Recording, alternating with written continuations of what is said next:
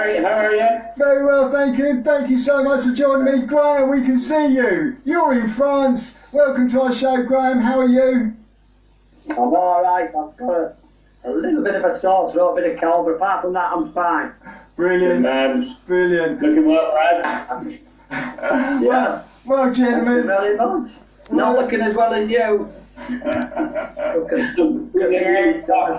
it really dark in here. You can't see. That's a good ploy, Richard, isn't it? Right, okay then, lads. We're going to go through some horses. I'll go at you one at a time. I'm going to mention a horse that you rode, and you can tell us a little bit about it. If the other one wants to jump in and can remember it and was in the race, do so. Right, we'll start off with you, Bradders. The first horse you gave me was Bragorn. Yes, absolute superstar. I was 22 years old, and I won the Hennessy on him. Wow. Well, I was second in the Cheltenham Gold Cup in '82, and I won the Hennessy on him in '82, and I won the Cheltenham Gold Cup in '83. He was an absolute goddamn legend. He probably wasn't the best horse I ever rode, but he was an absolute superstar. It was brilliant memories. He wasn't very big, Brad. No, he wasn't very big. I think he wasn't quite as good as Wayward Lad. Wayward Lad won 3 King Georges. He never got the trip in the Gold Cup. I was second in the Gold Cup on him. But Brigard was a very, very, very good horse. Fantastic. And obviously, it's a memorable Gold Cup with the first 5 being trained by your good trainer Dickinson, wasn't it? Michael Dickinson. Yeah, I put it on Facebook all the time. Everybody seems to love it. It's a great result for him, wasn't it? Well, I think everybody that's watching in tonight love the pair of you, and you not only have you made memories for yourself, you made memories for so many people. Right, Richard, and the first horse I've got down for you, mate, is West Tip. West Tip, yeah. Won't need my crib sheet too much for him anyway. So, no, again, amazing. One of the horse really that got me going. Ended up getting me the job with David Nicholson. I was still the captains as an amateur when I first started riding West Tip, and it was my second winner at Cheltenham. And then I rode him as favourite in the national. Wrestled him to the ground at Beech's second time round, and absolutely running away in '85. Last suspect, Huel Davis, went on to win the race. And luckily, I said, you get up and I'll win it next year, and it never happens. But we were lucky to come back in '86. Gave me an absolutely brilliant ride, and won very, very easily from Chris Grant, young driver. And then I rode him in another three nationals. Finished second, finished fourth on him twice as well. An amazing horse. He was good enough to finish placed in a Gold Cup as well. I think he finished fourth in the Gold Cup. So yeah, amazing. Fantastic. Well, we started off with 2 crackers there. Well, we're back to you, Brad, down in France. I'm going to say good night to my daughter, so is that okay? Oh, we all will. Give us a wave. Night. I've never seen a good night. That's lovely, beautiful. That's right. That's a good friend.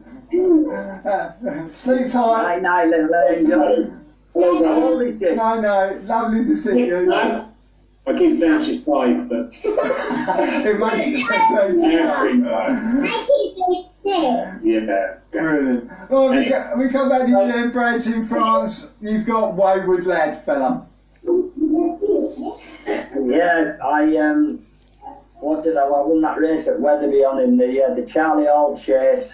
Yeah. Which was absolutely brilliant. I won 3 Charlie Hall chases, and then I won the King George on him. He was an absolute superstar. Very, very, very, very good horse. Probably the best horse I ever rode. Wow. Good. What can you say about Wayward Lad, Richard? Brilliant horse. I think I was lucky enough to ride against him, or unlucky enough to ride against him a couple of times. Probably finished behind him, but I think he was just finishing as I was starting, Brad, wasn't he? When was his last race? It's in the early 80s. I think John Franken was King George. Rode an amazing race on him in the King George as well, didn't he? Yeah, he did. Wow. Yeah. What about you then, Richard? Charter Party, sir? Charter Party, well, thanks to West Tip, got the job with the Duke, and Charity Party had my ups and downs with him. Fell in one Gold Cup, the Gold Cup that was nearly snowed off. He wasn't the easiest to get jumping, and when there was a load of snow all over the ground, I think hitting the floor was a certainty that year. But he was brilliant, 88, and went round there, gave me a really good ride. He had problems with his feet, navicular, and the lad filled me full of confidence before the race. He looked up to me and said, "This horse hasn't taken a lame step all day." Wow. The Duke produced one of his finest ever training performances to get him spot on for the Gold Cup that year in '88, and beat Cabby's Clown, Simon Sherwood. And then he was good enough to come back and finish third the next year behind Desert Orchid. Wow. But a really, really good horse on his day. Brilliant. So we're back to you then, Branch. Rhyme and Reason. Yeah, I mean, he was an absolute superstar. I won the Jameson Irish Grand National at Fairyhouse when he was a novice. Wow. I won a novice chase at Aintree on him before that. And then he got injured a little bit and he left the trainer. He went down south. He missed a couple of years. He went really down in the weight. And then he came back and he won the English Grand National, didn't he? I mean, he was an absolute superstar, Ryan Rees. But I won a novice hurdle on him. It's a shame I didn't win an English Grand National on him. Yeah. But he was an absolute superstar. Great on. Brendan won on him. Brendan Powell won the English National. He very, very lucky at Beaches, wasn't he? He was on the floor at Beaches. Yeah, nearly fell. To get up. But what a horse as well. Fantastic. And we're going back to the Richard hurdler, which I used to love, Crebensis. Crebensis was a cracking little horse. Won the Triumph. Stitey had him, but basically his only jumper hurdler. Sheikh Mohammed's colours, and it was fantastic. I always remember school and ran the schooling ground in Newmarket, and we used to go flat out, and I was sure if he hit one of those hurdles we wouldn't have stopped rolling. Basically it was that was the way we schooled them around there. But he jumped well. He generally loved his hurdles, and he was great that day at Cheltenham in 1990, beating the Nomadic Way Scoop. I got there probably was 89. I got beat on him. Got there far too soon, and Guesty rode a brilliant race. I think that was Beach Road's race. Right. Richard Guinness won it, and I ended up finishing 7th. That was as a 5-year-old. Came back the next year, was stronger, and won really well. Fantastic. Well, this next lot will take us to halfway. Back to you then, Graham. Sabine Delors. Sabine Delors. Sabine, it's French. Sabine Delors. Can you imagine? I won a novice hurdle on him. Yeah. At Cheltenham. Wow. And at Aintree. He was an absolute superstar. Unfortunately, he broke down as well. And we lost him. But he won a million races. Peter Scudamore won a load of races on him. But he was a really, really, really good horse, and I was very lucky to ride in a few races. Yeah, fantastic chaser as well, wasn't he? Right. Yeah. And Pikey got him later on, and as it said, Scu rode a load of winners on him.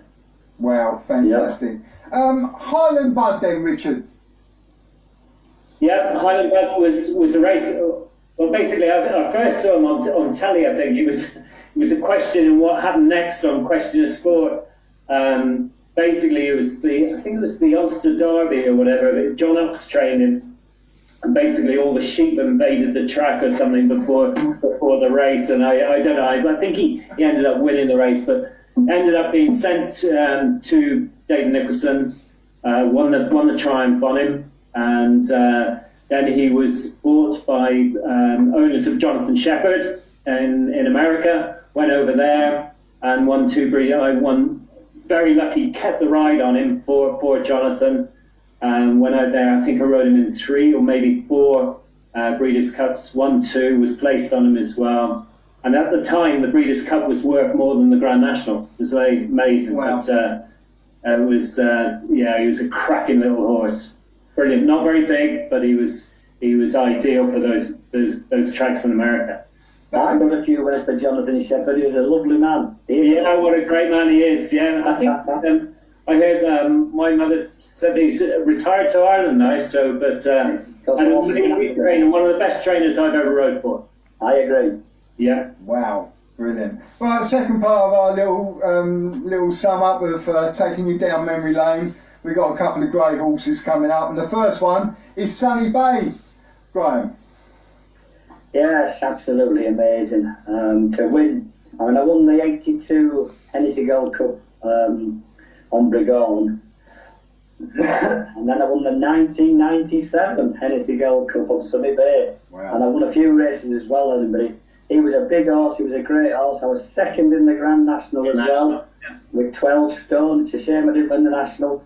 But again, just looking at the list and telling you some of these absolute superstar horses that I rode, I was very, very, very lucky. Yeah, we've got a fantastic list of horses here. And we're off to Waterloo Boy now for Richard.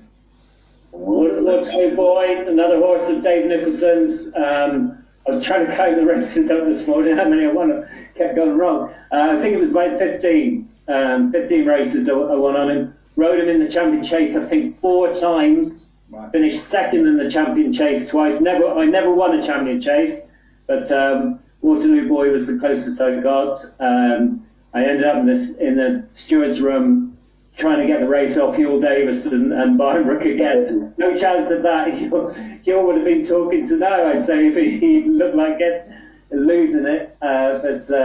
No, absolutely. Byron again was the deserved winner that year, and I just couldn't get past him, even though Huel brought me towards the stands. But I don't think I rode many horses after that. Viking Flagship was a brilliant horse and really tried for you, but Waterloo Boy would do everything he could, you know. Wow. He was so game, a really, really tough little horse, and yeah, it was a pleasure to ride it. Fantastic. Right, Graham, it's back to you now. This could be interesting. Kildimo, because you're very proud of Kildimo, aren't you?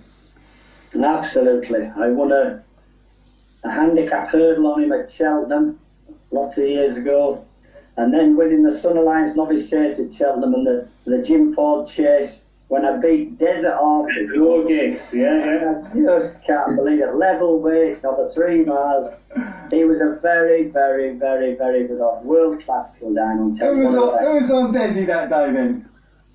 Who was on Desert Orchid that day? I think I might have got beat on him. To you, Galloway. I think Kildimo beat me once at Wincanton. Yeah, I was right. Towards the end of. You know, I wasn't a bad jockey, but I was never a champion jockey. Richard Dunwoody was one of the best I've ever known. You know, his rhythm, his time, and his balance, his hands, his legs. He was just so confident. One of the best jockeys ever, Rich. Telling you. Yeah, well, we had our days. Brilliant.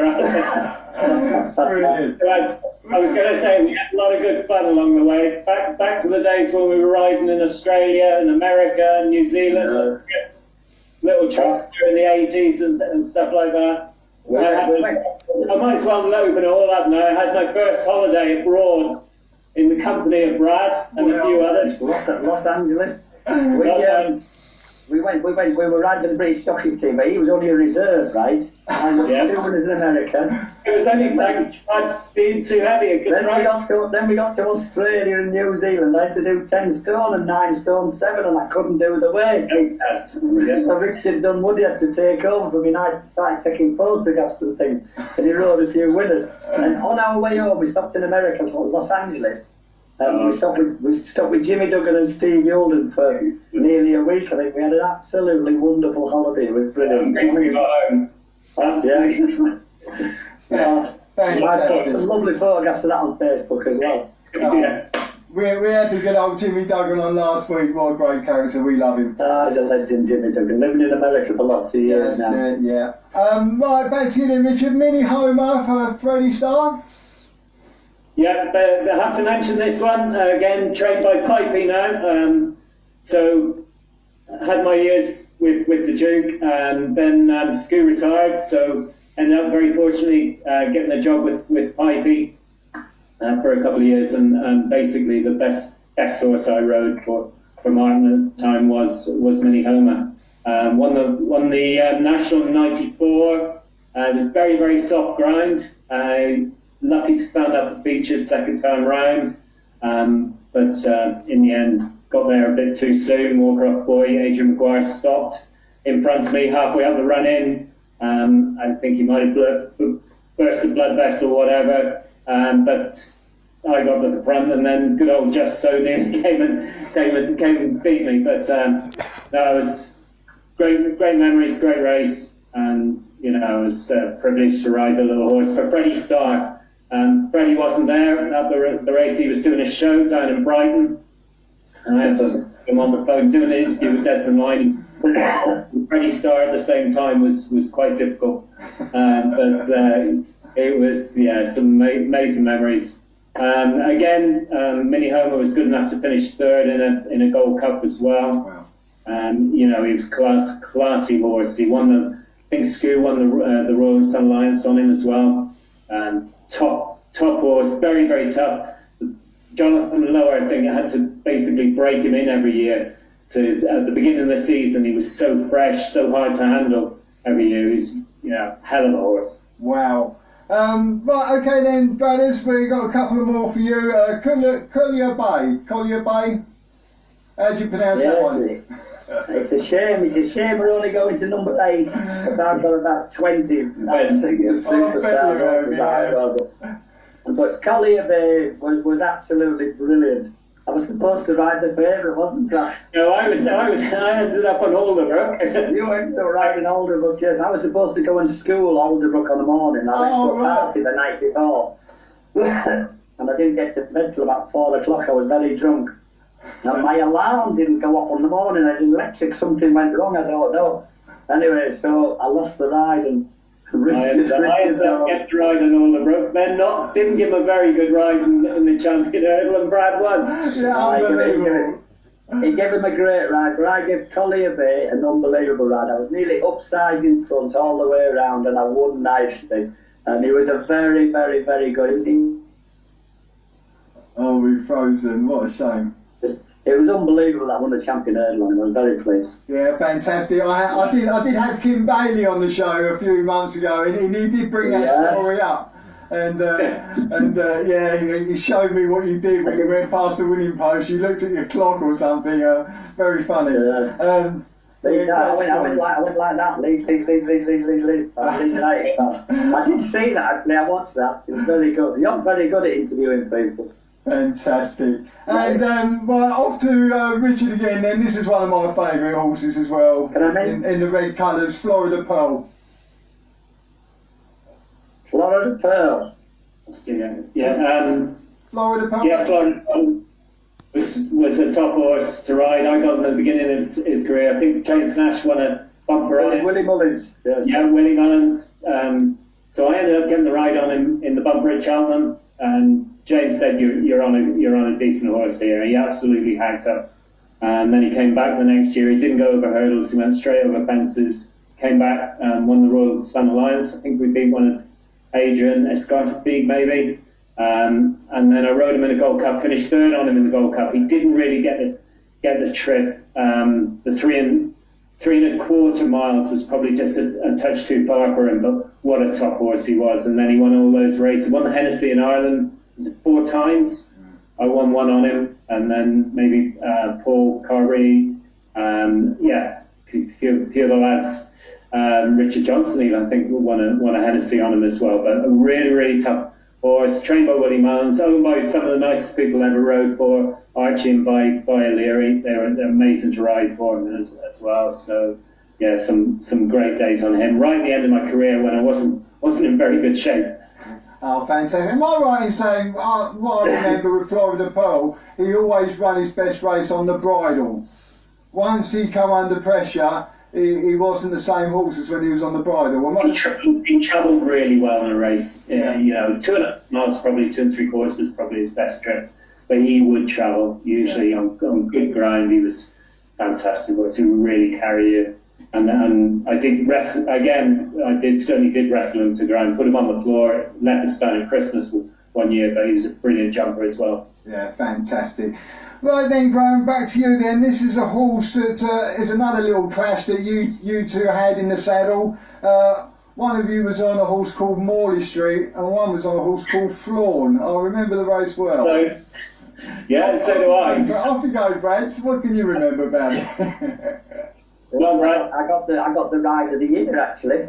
You did. I did for Andy Morley Street at Aintree. He won 2 or 3 of them before, but it was quite nice. I rode him the year before, and I got there so soon. It was a long run in over hurdles. Marmite track. It's a long run in from the last on over hurdles as well, isn't it, Brad? Yes. That track, and I got there far too soon, and ended up Minaret's Girl nearly beat me. And I would have been hung if I would have got beaten on him that year. And then Brad basically showed me how to do it the next year. You gave him such a brilliant ride, deserved ride of the year. Basically, he came up sides me, absolutely running away. Hands on the bridle. You had him buried on my boot, didn't you? Basically halfway up the run in. And I said to him, I felt like taking the bridle off. He was annoying me so much. I was very lucky I didn't take the bridle off him. He would have won whatever I'd done. And again, right, when I passed the winning post, a friend of mine, Eddie Gray, the Leeds United superstar, was in the what is it? When I went past the post, I went like this to him. Morley Street, I didn't go till halfway up the running. Yeah. I didn't finish second in the end. I see that. Peter Skewdemore finished second. He finished second on his half brother, wasn't he? Gramble? Yes, I think he was. Yes, absolutely. Yeah. So amazing horse. I finished. Jimmy won on him in the Breeders' Cup in Belmont as well. Yeah. And he was amazing that day. I think I rode Highland Bud behind him that day, and he absolutely hacked up. He was such a good horse. He had such a turn of foot as well. Brilliant. Very, very good horse. Fantastic. Yeah. And your last one, Richard, was it's got to be in it, the one and only Desert Orchid. Well, we can say we both rode this one as well. Brad, you had a good one on it, didn't you? I finished last on it. Yeah, but you were basic. That was. On the Irish Grand National the year before, over 4.5 miles, and I rode him first time out the next year in the Tingle Creek Chase, which he'd won before, over 2 miles. It was far too short, and I finished last, but it was brilliant to ride him. Yeah, I think I had to ride one for the Duke, whether it was Waterloo Boy or something like that, and didn't ride him that day, but the owners were great to ride for, the Burridges. Elsie did such a brilliant job with that horse, absolutely amazing. It was a big privilege to just said I rode him, it was to have been part of the team. Such an intelligent horse, wasn't he, Brad, as well? Absolutely, yes. We switched on, and you didn't have to ask him for anything, I picked up, and maybe I did give him a slap or two in the Gold Cup, but lots of hate mail afterwards from by post. What it would have been like in sort of social media these days, I'd have been slaughtered, I should think. But it was an absolute privilege for just to ride him. Sharky Stewart, he won the Cheltenham Gold Cup on him, didn't he? Yeah, and again, I had the privilege to finish third, and just the roar that day when he passed the winning post with Sharky, it was absolutely amazing. And it reminded me, actually, going back to Wayward Lad, but that day when Dawn ran, and how basically the roof went off the stands when John Joe won on Dawn Run. You were in that race. You were second or third, weren't you, Brad? I think so. What did I beat Dawn Run in a novice hurdle at Cheltenham? What did I ride at Cheltenham? Oh, that must have been Seven Dolores. Yeah. Right, it was Seven Dolores. Yes, you're right. Yes. And but yeah, those sort of days, the Dawn Run, the Desert Orchid Gold Cups were just amazing wherever you watched it, I should think. And we had that number one spot being in the race. I just remember Bon Trapp I'd fallen on the top of the hill. It was like a dream. The way the whole stand erupted when she finished. It's absolutely incredible. But getting off the subject a little bit, Desert Orchid, absolutely amazing to ride for. The Burridges, David Ellsworth, Desi was an amazing ride in a race, whether it was 2 miles or whether it was 4 miles. You know, he did his own thing, and he was such a competitor. And those tight finishes, I rode him one against Nick the Brief at Sundown, and I didn't have to ask him to do anything. He did it all himself. You know, he put everything into it. You know, Amazing. He gave you everything. Unbelievable. Yeah, I had the privilege of meeting Desi myself. I got friendly with Midge and James up there in Malton Malbury, where Desi spent this summer, and went up to saw Desi. And I was invited by the BBC South to go down to David Ellsworth's yard just before the King George, and they interviewed me with Desi on my shoulder. And they said, "Do you think Desi will win?" I said, "Well, yeah, I do, and I think the runner-up will be that chap in the corner," and it was Barnbrook again. And that year they did actually finish first and second, and I was quite proud of myself. Anyway, guys, I was with Hugh Davis the other day. Have you ever interviewed him yet? no, not yet. You should interview him. You should interview Sharky Sherwood. Yeah, you should, Barry. Get them all on. You'll would keep you going for days. Brilliant. I can't believe we're doing our 81st show tonight. We started the first week of lockdown and we're still here. It is unbelievable. And thanks to you guys. Can I just mention a couple of really my good horses that I rode? Go on then. Quickly. Go on then. French Ballerina Yep. won the Supreme Novice Sale on him. Couldn't be better, won the Fastest Chase. Right Hand Man, the Charlie Hall Chase. Badsworth Boy, right? He was three 2 mile champion chases. Yeah. I won on him at I won the Castleford Chase on him at Weatherby. But Carl. Robert used to ride him a lot, didn't you, Papa? Yeah. Pearly Man, I won on him. Soundra Valley, My Young Man, Uncle Ernie won 3 grand annual chases at Weatherby. Steersby won the Whitbread Novice Chase at Aintree in the Coral Wells National. Cabbage Clown was a good horse. Celtic Shot, Garrison Savannah, I won on him. Senior Elbitruti, Padre Mio, Sharid, and Espy, all very, very good horses. Thank you for letting me mention them. No worries, and if anyone, I did put it up the other day about your Wayward Lad book and how to get people to get hold of you and get in for Christmas. That'd be great, guys. I've got lots and lots here in France, but it's very expensive to post them. But when I go back to England, I'll send them to a few people. Well, I haven't got your telephone number, Rich. Will you try to keep in touch with us on Messenger? Send us your email or your number. We'll get it through Gary. I'll send you all the details. Guys, everyone as well. We'd like to wish you a very, very happy Christmas, guys, and a prosperous new year. And in the new year, I don't know if you know, I'm doing a racecourse tour, and hopefully we'll be able to catch up on one of them, and it'd be lovely to meet you face to face. Guys, it's been a pleasure. Thank you so much for coming. Merry Christmas to everyone. Happy Christmas, everyone. Yeah, and have a great time. Enjoy Campton. Yeah. Cheers, guys. Thanks, then.